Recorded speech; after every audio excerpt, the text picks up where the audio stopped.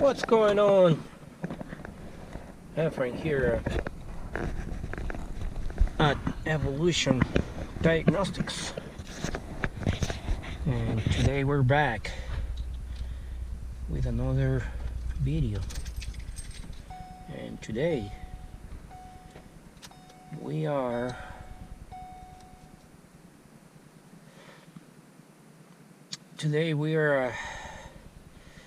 working on a 2013 Ford Escape, and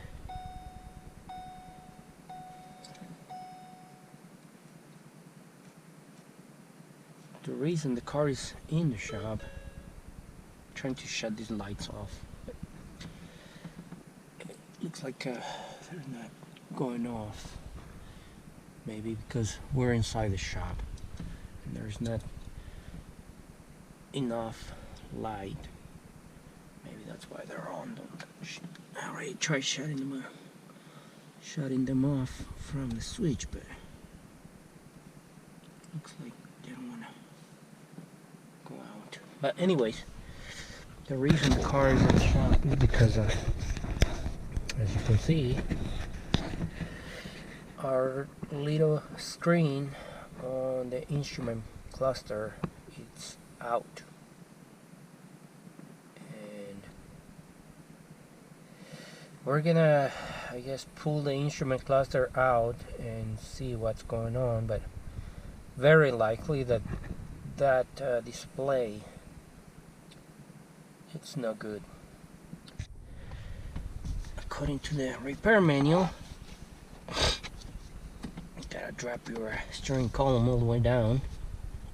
Oh yeah, it's all the way down. And then we should have just popped this cover like so, and then you should see 2 screws over there, one on each corner, and you will need a 7mm, if I'm not wrong. Let me just put this light out of the way so you guys can see what I'm doing here. You want to do those screws, and then try to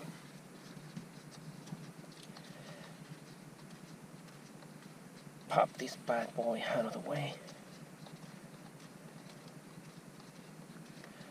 I already went through the, use the scan tool, pull codes. There are no fault codes on the instrument cluster module, so nothing wrong with the cluster other than that tiny screen going out. And it seems to be a common problem. Let's see if I can pop this bad boy out. Okay, there it comes. I just pull like so. Let me set my camera.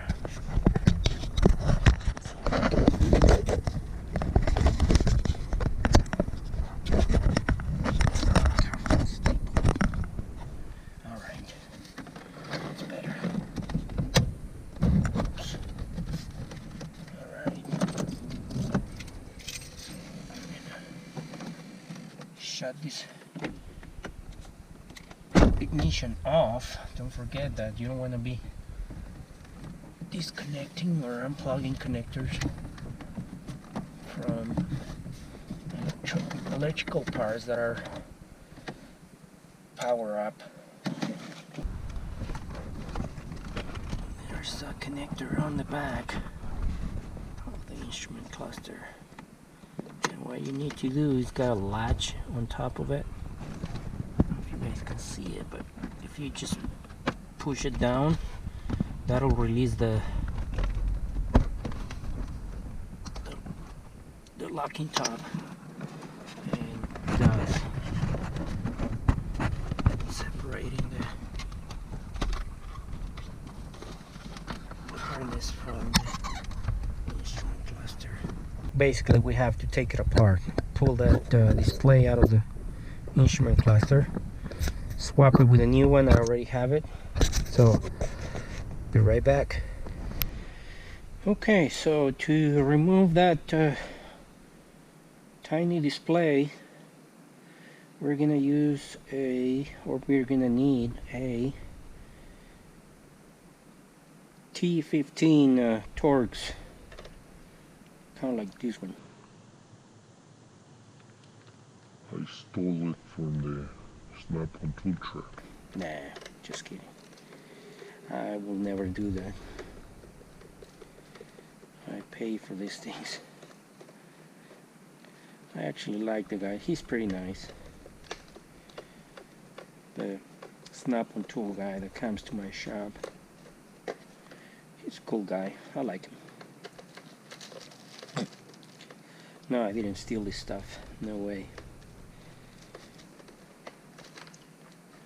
I'd rather work hard, earn the money, and pay for it than stealing. Stealing is not good. So you remove those 4 screws. And let's see, do we have anything?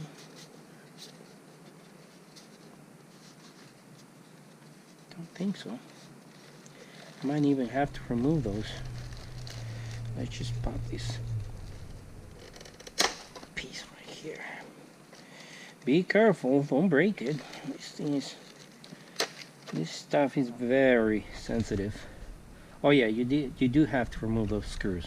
They pretty much hold all the pieces together. So yeah, once you set it aside, then you flip this thing over.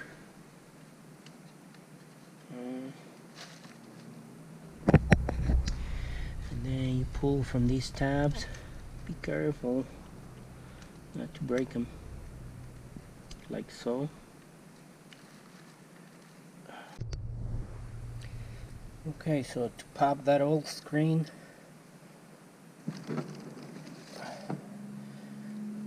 you just push on this. Let me show you. This is how it fits. Well, this is how it sits inside the instrument cluster.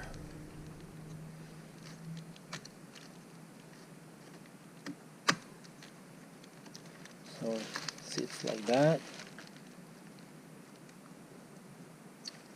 Okay, so to pop this screen out of the way, you just pull on those tabs like out, and that'll release the display.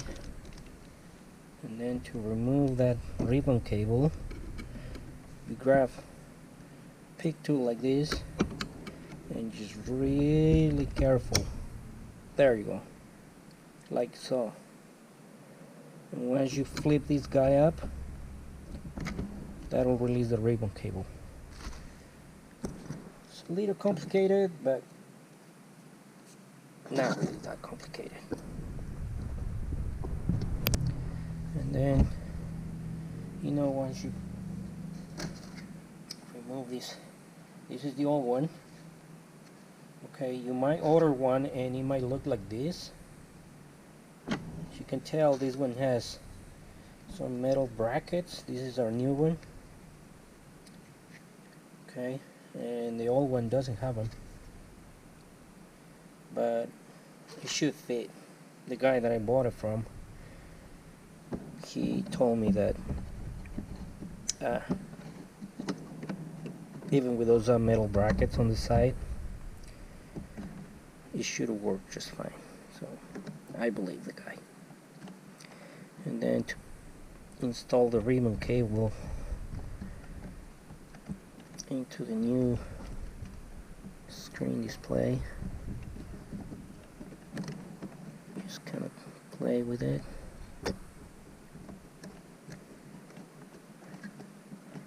And force it in.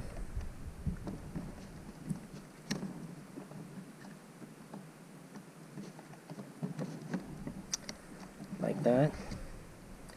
I don't know if you guys can see it, but make sure that the ribbon cable goes all the way in. Okay, can you see it? And then with your finger you just flip it down like so, and that should do it. And then all you gotta do is just make sure that the tiny screen sits properly on these, rests properly on these corners like that. Okay, and then you just kind of open up the locking tabs, and as you do that you force the, you push on the tiny screen without breaking anything. Come on, coin.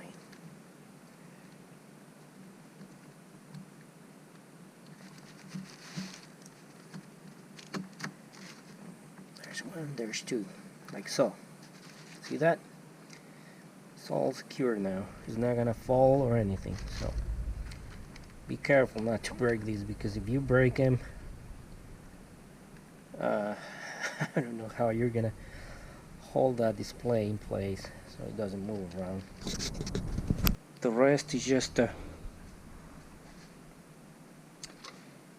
putting everything back together the way you want.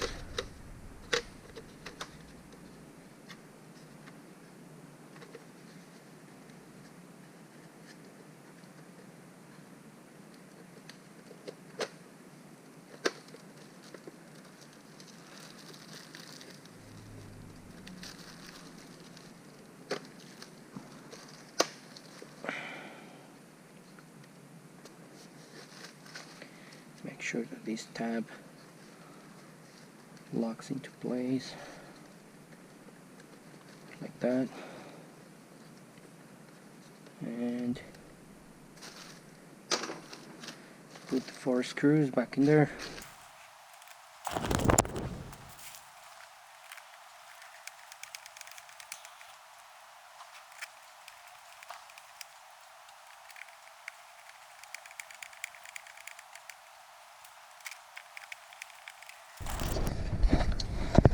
Okay, so the last step is to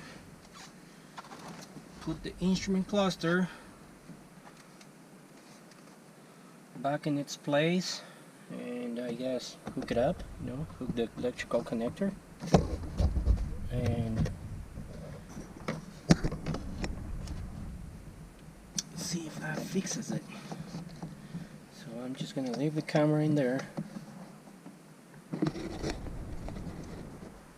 and hopefully you guys can see. Well, I'm gonna show you how to hook it up. So make sure that this plastic piece, when you put it back in place, when you hook the connector back into the cluster, make sure that this piece is facing towards the front, of the connector, and just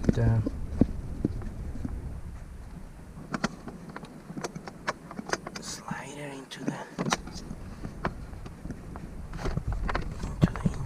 instrument cluster like so, and then you pull on the plastic piece, and that'll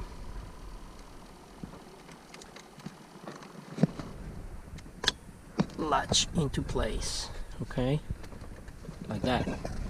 And the moment of the truth: did we fix that cluster? Well, let's take a look. Yay! Yeah, that took care of it. So the other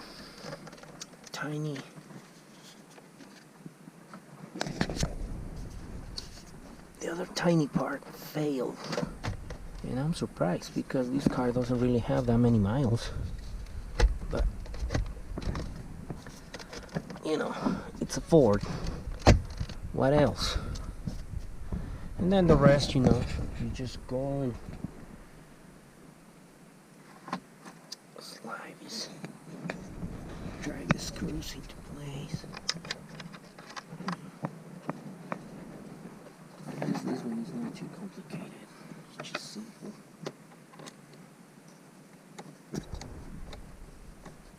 Simple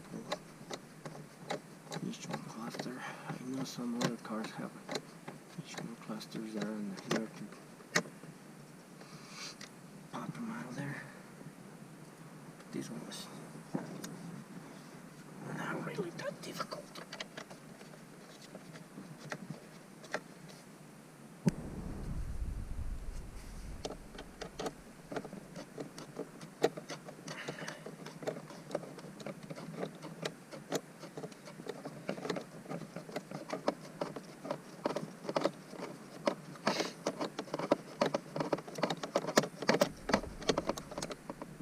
Now, you gotta pay attention to when you're driving screws into plastic parts, especially pieces like the instrument cluster, everything that is plastic, be careful.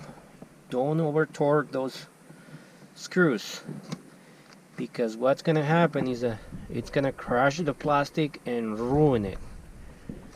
So you just go a tiny bit, you turn just a little bit and leave it there.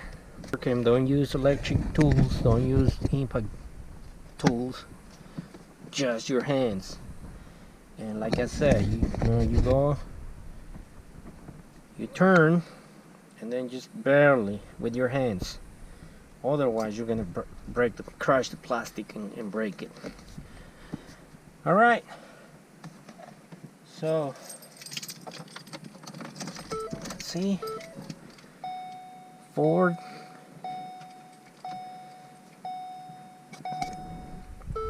Yeah, everything works like it should.